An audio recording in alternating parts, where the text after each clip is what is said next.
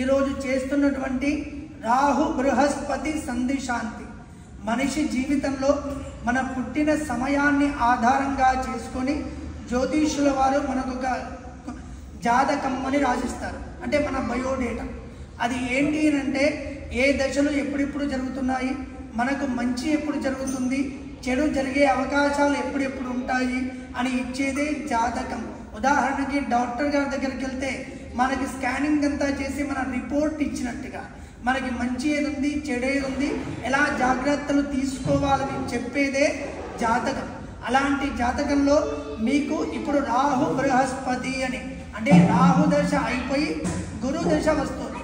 ఈ మధ్యకాలాన్ని సంధికాలము అని అంటాం. అంటే ఉదాహరణకి సాయంకాలం అయిపోయి రాత్రి వస్తుంది కదా, అది సాయంకాలం కాదు, రాత్రి కాదు, దాన్ని సంధ్యా సమయం అని అంటాం.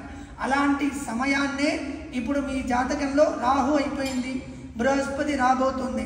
ఈ మధ్యకాలాన్ని సంధికాలం అంటాం. మామూలుగా అయితే రెండు గ్రహాలు ఈ దశలు మారినప్పుడు ఎలాంటి ఇబ్బందులు కావు.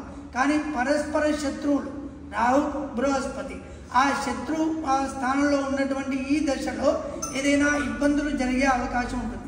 ఉదాహరణకి మనం ఇక్కడ ఆఫీస్లో పనిచేస్తున్నాం అనుకోండి, మన పైన ఉన్న మేనేజరు ఆయన కన్నా పైన ట్రాన్స్ఫర్ అయిపోయి ఇంకో దగ్గరికి వెళ్ళారు, ఆ ప్లేస్కి ఇంకొకరు వచ్చారు.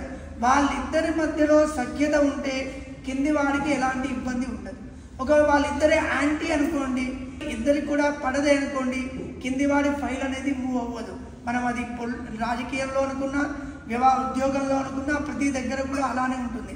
ఒక గవర్నమెంట్ పోయి ఇంకో గవర్నమెంట్ వచ్చింది అనుకోండి, ఫ్రెండ్లీ గవర్నమెంట్ అయితే పర్వాలేదు, యాంటీ గవర్నమెంట్ అయితే కింది వాడి ఫైల్ మూవ్ అవ్వదు. మనం చూస్తుంటాం కదా లోకంలో. అట్లానే ఈ రాహు బృహస్పతి, రాహు టర్మ్ అయిపోయి బృహస్పతి టర్మ్ వస్తుంది. ఈ మధ్యకాలంలో మీ జాతకంలో సూచించిన విధంగా ఏవైనా ఇబ్బందులు జరిగే అవకాశం ఉంది అని మన పంచశాంక శర్మ గారు మీకు గైడెన్స్ ఇచ్చారు. మీరు ఇలా వెళ్ళండి, ఇలా శాస్త్రం చెప్పిన విధంగా మీరు ఇది చేసుకుంటే మీకు ఎలాంటి ఇబ్బందులు జరగవు అని మన చీకట్లో ఉంటే టార్చ్ లైట్ పట్టుకొని ముందుకు వెళ్తున్నట్టుగా మనం ఇప్పుడు సంధి శాంతి అనే కార్యక్రమం చేసుకుంటున్నాం. ఈ కార్యక్రమం ద్వారా ఎలాంటి మీకు ఇబ్బంది కలగకుండా ఆదిత్యాది నవగ్రహాల యొక్క పరిపూర్ణమైన అనుగ్రహం ద్వారా పిచ్చోడి చేతిలో రాయి అంటారు. ఒక పిచ్చోడి చేతిలో ఒక రాయి ఉంటుంది, వాడు కొడతాడా కొట్టడా తెలియదు. ఈ సంధి కాలం కూడా అంతే. అంటే మనకు ఇబ్బంది జరిగే అవకాశాలు ఉండొచ్చు.